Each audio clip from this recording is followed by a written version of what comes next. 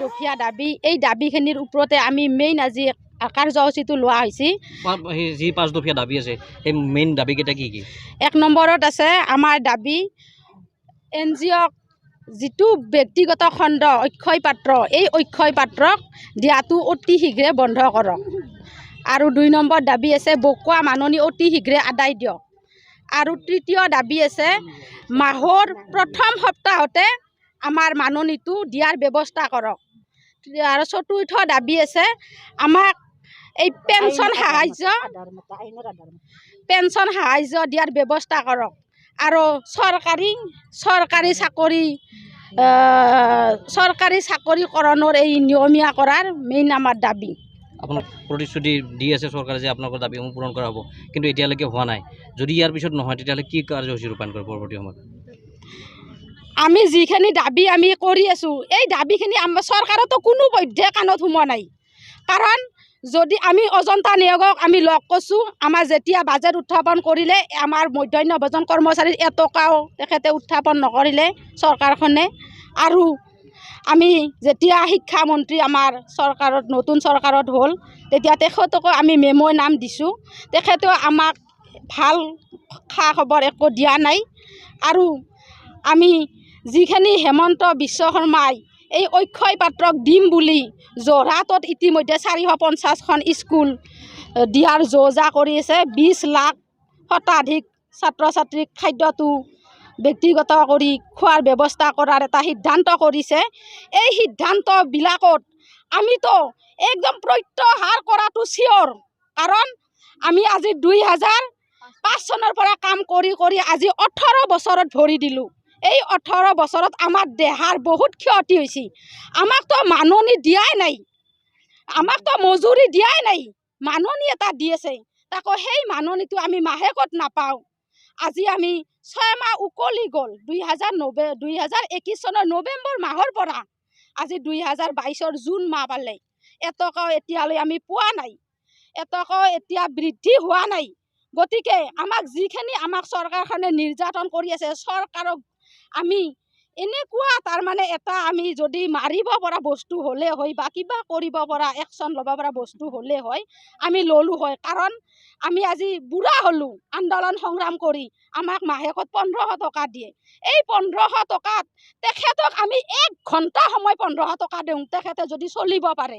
আমাক তেখেতে এই চৰকাৰখনে 1500 টকাত এমাহ চলিব দিয়ে। আৰু এই গুণোৎসৱত আমাৰ এই ৰান্ধনীসকলৰ হাতেদি তেখেতসকলে চাফ চিকুণ কৰি A+ লৈছি, B+ লৈছি। তেখেতসকলে আঞ্জাৰ জুতি লৈছি, কিন্তু আমাৰ কথা তেখেতসকলে চিন্তা কৰা নাই। আমি যি বিঅ' ছাৰে ডিঅ' ছাৰে শিক্ষা বিষয়াই স্কুলে স্কুলে যাই চোৱা চিতা কৰিছে, ৰন্ধন কেনেকুৱাকৈ খাইছে, চাফ চিকুণ কৰিয়ে দিয়া হৈছে না চাফ চিকুণ কৰি লেতেৰাকৈ দিয়া হৈছে, জুতি লৈছে। কিন্তু আমি যি আজি লগা হ'ল এই দেশজোৰা আন্দোলন ল'বলগীয়া হ'ল। আমি আজি 2005 চনৰ পৰা কাম কৰি কৰি আজি 2022 চন পালোহি। আমাৰ আজিলৈকে কোনো মাননি বৃদ্ধি নকৰিলে। যি 2020 চনত 500 টকা বৃদ্ধি কৰিলে সেয়াও নিয়মীয়াকৈ দিয়া হোৱা নাই। আজি পৰ্যন্ত আমাক 5 মাহৰ উকলি গ'ল, 6 মাহত ভৰি দিলে। এতিয়ালৈ এই বকীয়া মাননি আমাক এতিয়ালৈকে আদায় দিয়া নাই। সেইকাৰণে আজি আমি ইয়াত বিক্ষোভ প্ৰদৰ্শন কৰিবলগীয়া হৈছে।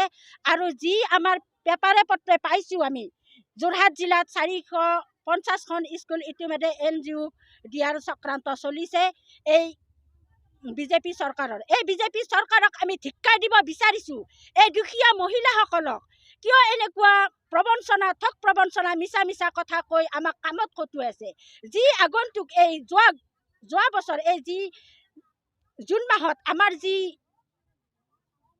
গুণোৎসৱ গ'ল, সেই গুণোৎসৱ আমাৰ এই দুখীয়া মহিলাৰ হতুৱাই যিবোৰ কাম কৰিবলৈ দিছে সেইবোৰ অতি লজ্জাজনক কাম কৰিবলৈ দিছে আমাক।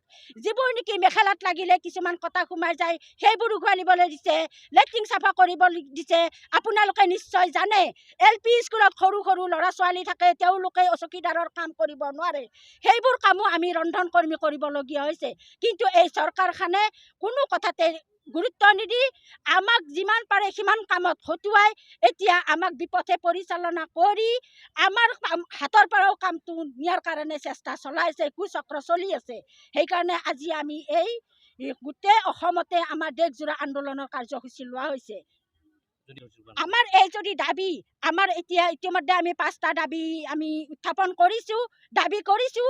এই দাবী যদি আমাৰ এতিয়া পৰ্যন্ত আমাক যদি পূৰণ নকৰে তেতিয়ালৈ ইয়াতকৈ আৰু ধাৰাবাহিকভাৱে আমি আন্দোলন গঢ়ি তুলিবলৈ সাজু হৈ আছোঁ। আৰু আমাক চৰকাৰে গুলিয়াই মাৰক, যদি আমাক টকা দিব নোৱাৰে, আমাক মাননি বৃদ্ধি কৰি দিব নোৱাৰে, সেই আমাক দৰকাৰ হ'লে গুলিয়াই মাৰক, নহ'লে আমাৰ কাম আমাৰ হাতত ৰাখক। ইয়াৰ জৰিয়তে আমি তেওঁক ধিক্কাৰ দিব বিচাৰিছোঁ। যদি আমাৰ কামটো নিদিয়ে তেওঁক ধিক্কাৰ বাৰে বাৰে ধিক্কাৰ দি থাকিব বিচাৰিছোঁ। তেওঁ মিছলীয়া, তেওঁ বদমাছ।